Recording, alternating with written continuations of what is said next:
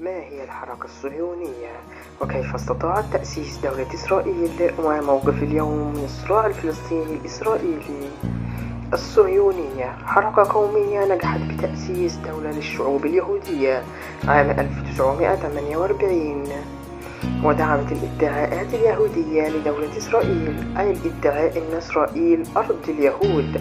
وتعتبر الصهيونية إحدى أعقد الأفكار السياسية خلال الأعوام 150 الأخيرة وأكثرها إثارة للجدل. سنحاول في هذا الفيديو نسلط الضوء على جذور الحركة الصهيونية وظروف نشأتها في أوروبا، وكيف تحولت القضية الفلسطينية إلى أسخن وأعقد قضايا في العصر الحديث. اشتق اسم صهيونية من جبل صهيون المذكورة في الكتاب المقدس، لكن أهداف الحركة ليست دينية فقط. حلم اليهود عموما في مختلف مراحل التاريخ بالعودة إلى الأرض الموعود، أرض اللبن والعسل حسب المعتقدات اليهودية منذ أكثر من 2000 عام. لكن زعماء الحركة الصهيونية الحديثة لم يؤسسوا حركتهم من منطلق ديني، بل كان معظمهم علمانيين، لذا اعتمدت على خلط القومية بالدين بدلا من الاعتماد على الدين وحده. وتبرز مشكلة أخرى، وهي أن الأرض المقدسة على مر تاريخها أيضا لم تحوي يهوديا فحسب. إذا كان الفلسطينيون يشكلون غالبية السكان في تلك المنطقة، حيث كانت فلسطين خاضعة للإمبراطورية العثمانية والبريطانية، أدى هذا الصراع التاريخي بين اليهود والفلسطينيين إلى بروز أسخن وأعقد قضايا السياسية في العصر الحديث. ويجادل الصهيونيون وداعمي قيام إسرائيل أما الشعب الإسرائيلي المضطهد تاريخيا تلك حقيقة لا يمكن إنكارها، ووجود المستمر يعتمد على وجود دولة يهودية. بينما يرى معارضين فلسطينيون ومعارضين للصهيونية ومن يعتبرهم حركة استعمارية وعنصرية أن الحركة الصهيونية استعمرت الأراضي العربية بالقوة وعملت الفلسطينيون كمواطنين من الدرجة الثانية. تلك أيضا حقيقة لا يمكن إنكارها. القضية اليهودية. يحلم يهود أوروبا بالعيش بدولة واحدة، كونهم يعيشون في شتات ضمن عدة دول قومية، والتي لم تعاملهم دائما مثل باقي المواطنين، تحديدا في فرنسا. وكان للمفكرين اليهود تساؤلات دائمة حول مفهوم القضية اليهودية أو المشكلة اليهودية وعن طريق حلها. وعلى مرور قرون تزايد العنف ضد اليهود حتى القرن التاسع عشر، فكان السؤال هنا: هل بإمكان اليهود العيش بحرية ومساواة في دولة ذات قومية مختلفة؟ قضية دريفيس وتيودور هرتزل مؤسس الصهيونية. في عام 1894 اتهمت السلطة الفرنسية دورا نقيبا فرنسيا من الألزاز يهودي الديانة يدعى هنري دريفيس بتهمة الخيانة وتسريبات معلومات سرية لألمانيا. عرضت فرنسا إنذاك وجاء تفاصيل القضية. انقسم المجتمع الفرنسي بين المتعاطفين مع دريفيس والكارهين له، وهذا ما ولد خلافا عميقا بين المعادلين للسامية والقومية.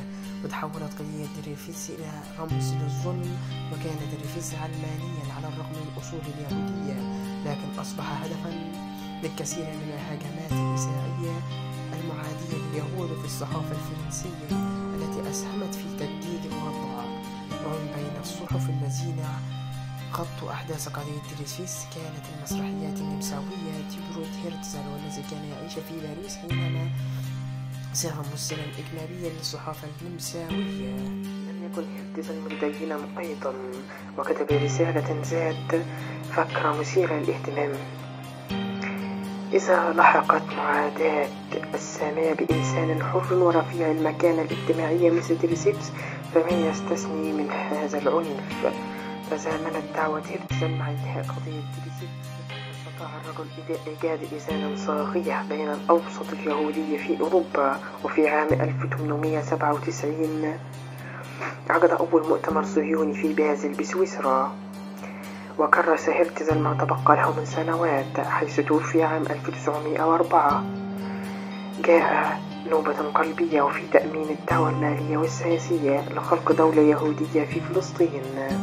وبالرغم من وجود عدة أطياف سياسية صهيونية مختلفة تنادى بإيجاد حل للقضية اليهودية، إلا أن هرتزل تصدى للمشهد ولقب بآب الصهيونية، وكونه طالب بإيجاد دولة لليهود. بالنسبة للصهيونية لا توجد وثائق أكثر أهمية من تلك الرسالة القصيرة التي كتبها وزير الخارجية البريطاني إيرس جيمس بولفور عام 1917، والمعروف باسم وعد بلفور، وعبر فيها الوزير عن تعاطفه مع الطموح الصهيونية اليهودية التي كان فحواها الحث على ضرورة إيجاد وطن قومي للشعب اليهودي في فلسطين.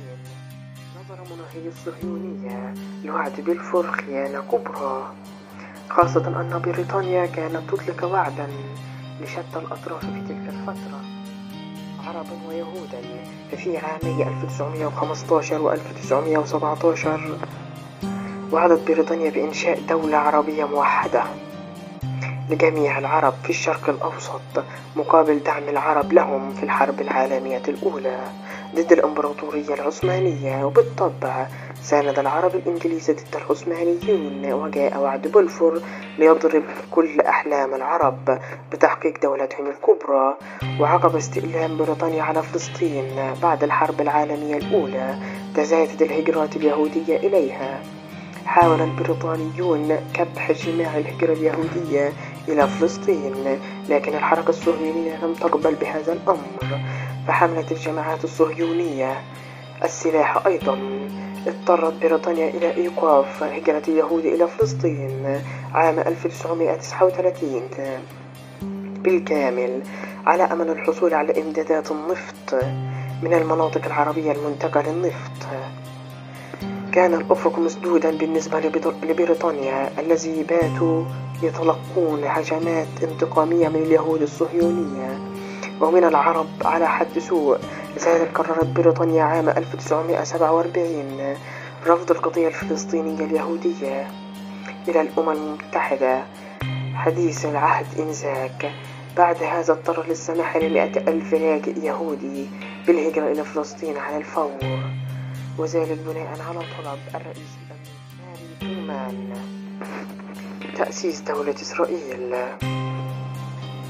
في شهر نوفمبر 1947 أصدرت الأمم المتحدة قراراً بتجزئة فلسطين إلى دولتين، دولة يهودية وأخرى عربية بنفس الحجم تقريباً، على الرغم من أن العرب شكلوا ثلث تعداد السكان في فلسطين إنذاك، والبالغ عددهم 1.85 مليون نسمة.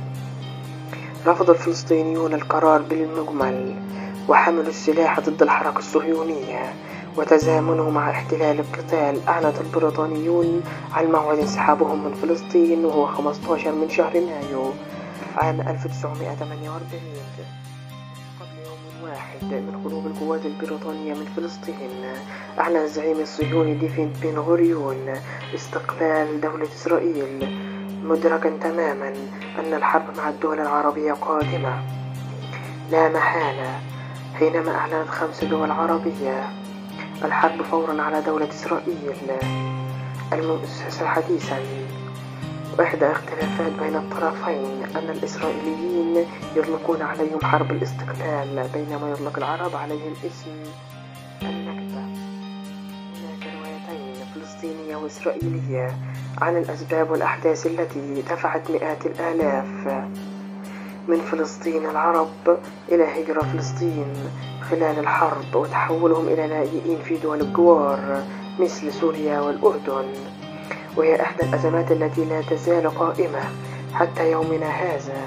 وفقا للرواية الصهيونية فالفلسطينيين غادروا مناطق الحرب طوعا لأن حلفائهم العرب حذروا من غزو سيلتقي اليهود في البحر. أما الرواية الفلسطينية وتقول أن الجيش الإسرائيلي غزا القرى وأخرج سكانها بالقوة، وهناك بعض الأدلة التاريخية الواضحة التي تؤكد فرور بعض الفلسطينيين من منازلهم خوفا من عنف قوات الدفاع الإسرائيلي، سواء اقتحمت تلك القوات مساكنهم أم لا. لكن في المقابل هناك الكثير من الشهادات والأدلة الواضحة التي ثبتت الجرائم اليهودية المرتكبة بحق العرب، قتل المدنيين الذين سقطوا في أعمال عنف متعمدة خلال عام 1948. فازت إسرائيل بالحرب وألحقت أراضي إضافية بالدول الجديدة، والتي تعادل نحو 50% من الأراضي الممنوحة لإسرائيل وفقا قرار التقسيم بين الأراضي اللاحقة التي حازت عليها في حرب عام 1967. وتحولت الأزمة اليهودية التي أقلقت أوروبا لقرون وطلبت الحركة الصهيونية وضع حلا لها إلى أزمة فلسطينية لا تزال بلا حل حتى اليوم.